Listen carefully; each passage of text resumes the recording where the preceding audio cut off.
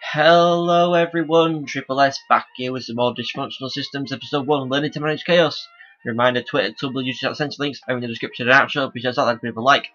So I'm finally going to get around to finishing this, since I already finished it once before, ages ago, and had to redo it all because of lots of videos, and whatever. But, okay, I'm not sure if I said what she said is saying right now before, but whatever.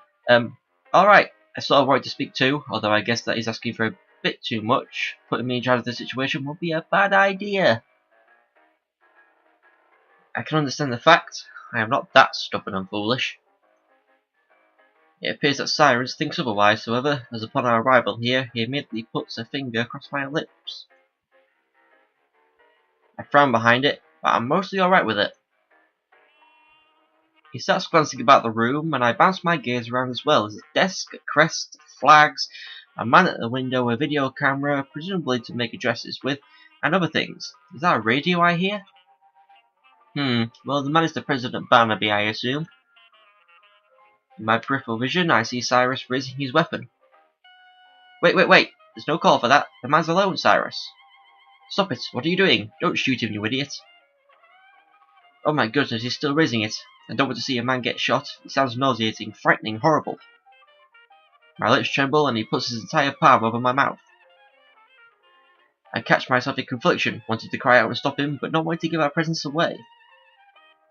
I take to grabbing at the side of his hand and gripping his skin with my nails, trying to pry him off. He's unsuccessful, of course. I can hardly budge his hand. Getting desperate, I try to bite him and only end up awkwardly licking his fingers. At this, he trembles, his cheeks change shade, and he briefly glares at me. He squeezes my face shut. He aims at the President, and finally with willful strength I manage to wrench his hand from my mouth and shout. Don't shoot him! Don't move! They've both spoken at once. It ultimately sounds like don't move him. Noticing what I've done, Cyrus harshly addresses me under his breath. What did I just say, Winter? I push his arm away from me and glare at him with a glare that says, I thought you were going to shoot him. Now what's all this? The President has turned and is now looking at us. I screwed up. Hey, no, wait. Cyrus might have really been about to shoot him. Also, what was he doing holding me like that? What sort of plan was he making? I'll give you the benefit of the doubt and assume you didn't hear me right just now. I said not to move. Well then, I do apologise for my misunderstanding. Right, well, now you know. Da-da-da. Da-da-da. Da-da-da. Okay, going to say anything more anytime soon? I can't believe we're seriously having an awkward silence here of all places. I mean, really. It takes what feels like minutes before Barnaby decides to break the mood. You're here to kill me, I suppose? No, I've actually come to talk. To talk? His eyes drift from Cyrus to me, and I have no idea what else to do but quake under his gaze. He is foreboding in his boldness, either one. So much for confidence. I don't believe guns can speak. Cute. Just consider the weapon some insurance. It's no real concern anyway. He looks away from me and back to Cyrus, an action that relaxes my shoulders. Well, I've got to say, I was expecting someone to come to me with a gun, but the girl is a surprise. I'm probably not in any position to be asking questions, but I just have to know what you meant to accomplish in bringing her here. She has to be here, and that's all you need to know. Well, alright. So, where are the guards? They're looking after things that are actually important. What is this devilish old man saying? Is he trying to pull a fast one, where the longer we fart around with irrelevant questions, the sooner the doors will blast open and both of us will be killed? Or does he have an even more sinister plan than that? I voiced my concerns in action, took his Cyrus' jacket and giving him a look. Look and tug as I might, though, he refused to consider me. Whatever, my mirrors broke his concentration. Now he's taking a minute to recollect his thoughts. I take the opportunity to speak in his stead. Alright, wait a second. Cyrus groans and shakes his head, clenching his fists and teeth. Winter, I mostly ignore him. What should it matter whether you're alone or guarded or whatever? Couldn't you be lying and they're in fact waiting behind the door for us? There's no one waiting. Well, even if that were true, then wouldn't it suggest, in your expectation and aloneness, that you were seeking a, well, certain kind of situation? What situation's that? Like, you know, a murder? That's enough, Winter. Okay, fine. There's not going to be any murder here. We both look at Barnaby, who looks dull. Even if that seems to be what someone here wants. Look, I don't know what you're suggesting. Quiet, alright? The implications here are really rubbing me the wrong way. Planned martyrdom?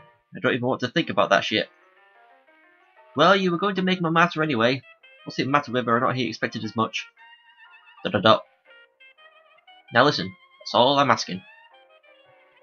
Don't argue, don't make any sarcastic comments. In fact, don't talk unless I give you the go-ahead. If you do, I might have to shoot your legs or something, and I very much doubt you'd like that. Are we clear? Barnaby nods. Hey, that's wonderful. Okay, I want, and this is the only thing, I want your word that you won't launch that nuke. The President regards my mental confusion and a touch of disbelief. You may respond. That's just not how it works. I can't give you my word when my country will only suffer in return. The lives of Gabrians and Brightons is not something I can accept. Are you dense? I don't just want your word for the Gabrians, I want it for us Brightons. You two are Brightons? Yes. Barnaby descends into peals of laughter. I, on the other hand, am just bewildered by Cyrus's ability to so quickly lie, blah blah blah blah. You expect me to believe that one of my citizens will threaten me over the lives of our oppressors? Yes. I'm sorry, that's just too ridiculous. Are you fucking retarded? Do you think Gabby would even think of wasting resources to kill you? You think they even care? Even if you do fire on them, they'll just take it as a chance to dominate us completely again. They'll ravage us. And you get it. You're asking for a war. You're about to take on one of the world's military giants with a bomb and a ragged army. This decision did not come easily. I don't want to do this. Then find some other way. There is no other way. You as anyone else should understand that. I have tried every other way. We have bent and knelt nose to the floor for Gabriel for over a century. And do you see where it's gotten us? It hurts me to see my people celebrating the increase of minimum wage when I know damn well that Gabriel is laughing at us for a joke that it is. This is the one advantage over Gabriel we've ever had, a weapon incomparable to anything in their arsenal, in anybody's arsenal. I am not about to waste that. The options are exhausted. I gave them an ultimatum, and I swear to you we're ready for that. We alone can't take on the force of Gabriel, even with the funding they gave us. We are not alone. Looking flustered, Barnaby pounds his face. The adults fall silent. Cyrus glares at me in quick bursts, his expression growing increasingly concerned. If what we both heard is right, Barnaby is suggesting that Brighton has friends. You allied with Ferdia. Barnaby pants, clearly unused to breaking face. It's only temporary. You can't believe that. We had no other choice. We couldn't fund the research on our own. That doesn't matter. Don't you realise? Barnaby? I said that before I burped. Whatever. We can trust them. They understand us. Ferdia will stomp us into the dust once this is over. ... We'll have to deal with that as it comes. Once more they fall silent. This just changes everything. How could he have gone and done that? To what leagues of desperation has this nation fallen? Barnaby, sweating, finally speaks again.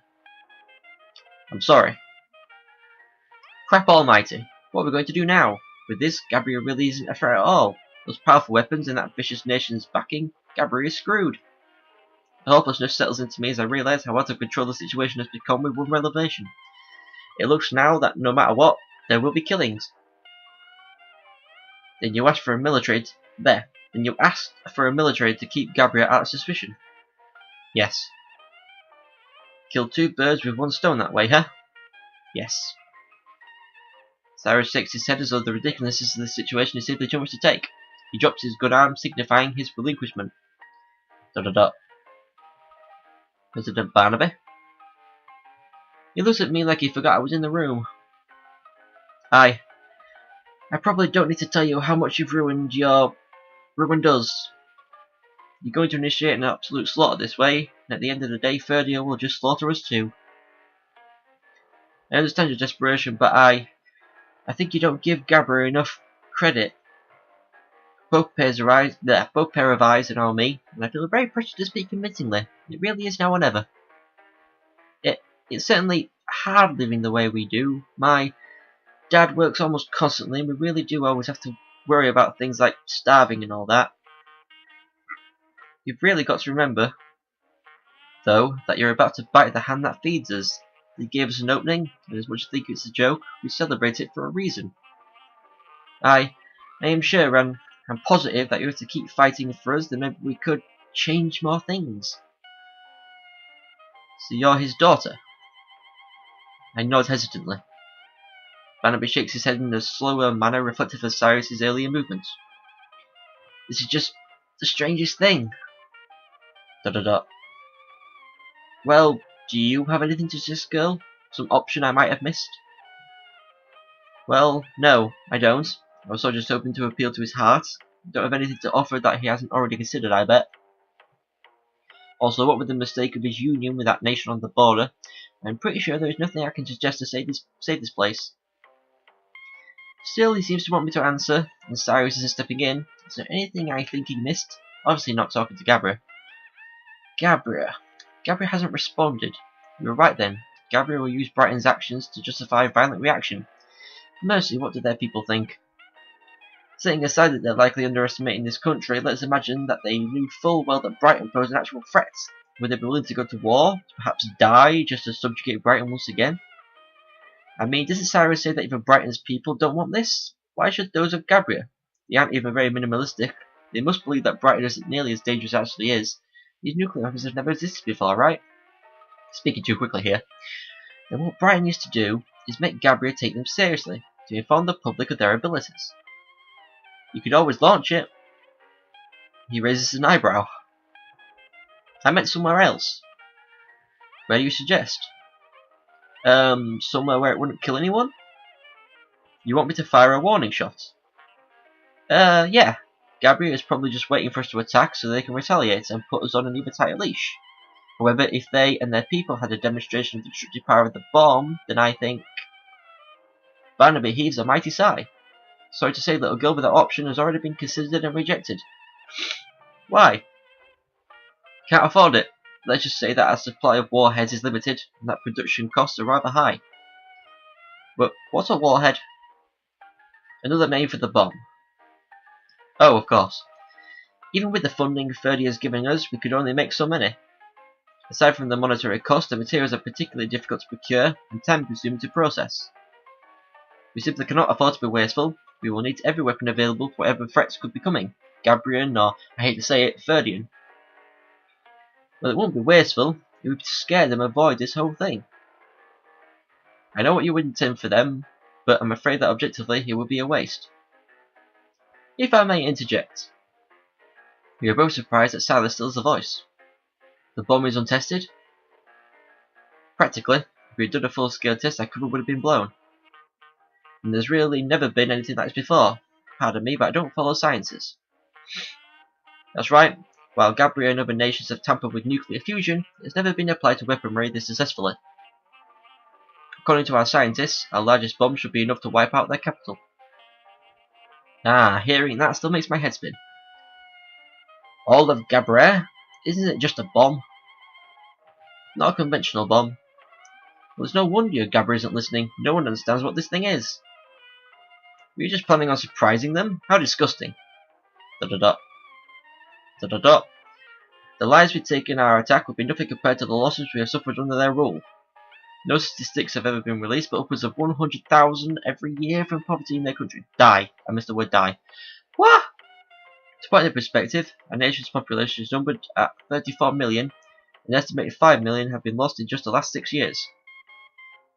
47% of this nation lives in poverty, and the rest still suffer under pitiful wages. Sacrificing the city of Gabriel in an instant, a mere 3 million, I wouldn't sleep any worse for it. That's stupid. Winter, not now. It is, though. What terrifying numbers. And he wants to raise them? What does that even prove? She's right, though. That is very stupid. Mr. President, stop thinking so little of other lives. It's funny you should say that. Gabriel hurt us, but what will return in their favour accomplish? You're only going to breed more hate. We have the military, we have third year, and as if those weren't enough, it seems we have more than one city-levelling bomb. Reconsider already. Just launch it into the ocean, let them realise what we're capable of. Anyone will fear the weapons we harbour, and you have no reason not to brandish them. You can spare those 3 million lives, you don't have to sacrifice them to make a point. Even if I did agree, I don't know if I have that kind of power. Oh please, don't act weak now. Talk with your advisors, make a new call and make the Gabriels piss themselves in terror. In the aftermath, I get the feeling they'll be more willing to talk. Hell, maybe they'll even give us more than we even asked for. Just give them that chance. Da-da-da. Da-da-da. I will do what I can then. Really? The President reaches up and compresses part of his collar between 2 fingers. Call off the launch for now. We're having a conference immediately. This is an executive command from President Jonathan Barnaby. Call X374. Da-da-da. It's done. We will reconsider the issue. However, we'll need to make a decision quickly. If it changes from the one we've already made, I'm frankly not sure how the Thirdians will take it. But we can't allow them to control us. I'm not shutting a master just to take a new one. We should not charge headlong into war just for the slights against us. We should retain our identity as Brightons. Just as you two. Then we're honorary Brightons now? What a badge of shame.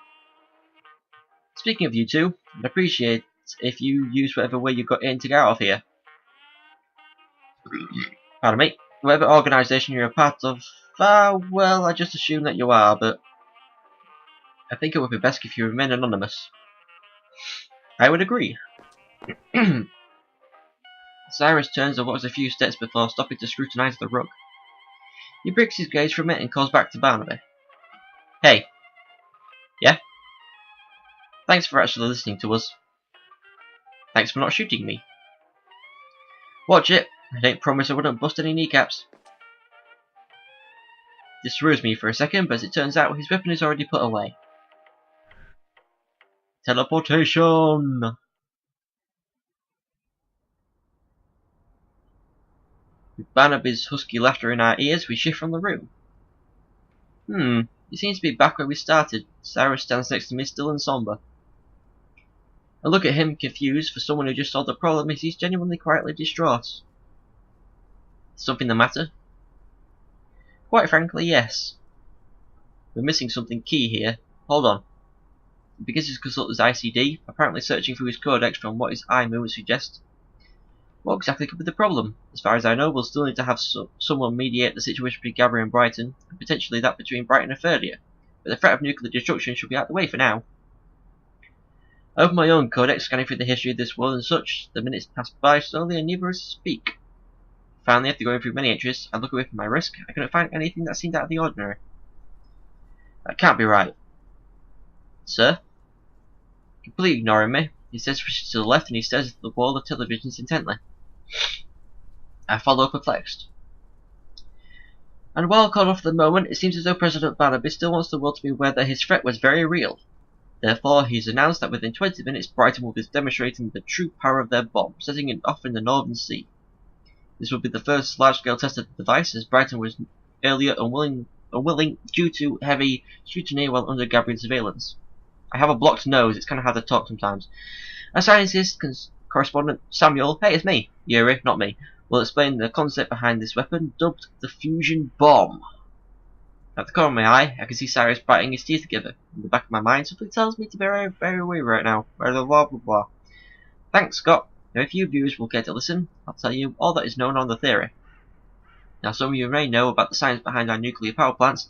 The same theory employed in these fusion reactors is employed in the bomb developed by Brighton scientists. Similar to how stars are born, the bomb generates destructive power through the fusion of atomic nuclei, creating atoms of an even larger mass. Firstly, the central device, the bomb initializes by the extreme compression of a small space filled with gases to fuel the ludicrously high temperature and pressure, resulting then as a powerful proton-proton chain reaction. This chain reaction is strong enough to fuse the atoms within, beginning the primary process for which this weapon will gain its name, nuclear fusion. Nuclear fusion releases an immense amount of energy, destructive power thousands of magnitudes greater than conventional weapons. In fact, with enough reactant, the energy release could actually start up a genuine star. Of course, scientists realize that there isn't enough fuel in the entire planet to accomplish such a feat. But I'm blathering. I doubt you viewers even know what I'm talking about. We'll start by discussing atoms. Sir? That doesn't really sound like the bomb I read about. Damn it, I should have guessed. This world is a bloody outlier in every regard. Is this the pure fusion bomb Cyrus had mentioned? Creating a star sounds very risky. Cyrus does not seem to like the possibility. But there's no way that they used enough reactant, right? The person on screen said there was no possibility of such a thing. I opened my mouth to confirm my suspicion with Cyrus, but just as I was about to, I found that we're teleporting.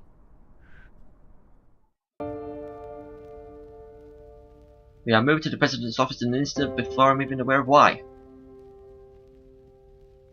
I quickly realised that we came here to stop Barnaby, and both of us immediately start looking around the room in desperation, but find the President gone. Fuck! Stay here. I'm going to look for someone. Sir, wait! You rushed out of the room, leaving me here alone to worry. I look out the window, now intensely frightened. Getting the normally cool Cyrus into such a heat could only mean that something absolutely irrevocable is about to happen. In the first place, should we even have to worry? Surely their theories will hold up. Surely that is the case, right? I stand alone for several minutes, glancing fervently at my watch and growing more and more agitated as time crawls by. Cyrus returns after 15 minutes. There isn't anyone here, just a damn receptionist who won't say anything. Support, listen to me. The situation is nearly out of control. Do you have anything? He walks away from me and into a corner. Again, I look from my codex, hoping there is something that I missed earlier, hoping they didn't use enough reactant, hoping that I have nothing to worry about. In a few minutes, the horizon is aglow. It must have gone off. I stare into the brilliant hue, pleading to anyone that will end with only light. But with every passing second, it grows brighter. The glass sweats and the room grows warmer. I stand still before the spectacle, thinking that maybe it isn't over yet. Maybe everything worked out. Cyrus is still surrounding the room and yelling, though, so I think I must face a simple fact. I wanted nobody to die, and now maybe everyone will. Is it my fault? Why did I even think to suggest anything? But if I hadn't stopped Cyrus, then this would have happened anyway, right? It's not my fault then. I was just trying to save everyone. I just wanted to make a difference. It's not my fault at all. Cyrus has died onto me from his corner, blocking the window's light from my view. Is this it? Keep your head down. He covers my head and body with his arms and torso. We need to... The whooping, deeply bass sound resonates from outdoors. The window is shattered. Sir? He slides off of me and collapses, clutching his arm. Cy? I gasp at the sight of where he was gripping. Glasses stab through his coat and blood leaks out from his sleeve. Also along his back there were shards and his face is contorted viciously. On my knees I begin reaching out to him, but quickly pull back. It would only make things worse to touch him. Look out the window, that is no longer there. It's not a beauty I care to know. No. Somewhere far away I hear Cyrus yelling. We just felt the wave, that's what. It's become self-sustaining. It's beyond the point of no return. The reaction won't stop until the whole atmosphere is gone. This world is dead, understand? It's over. I failed. Now just get us out of here. Cyrus! Hurry, damn it! Can't believe this. We failed.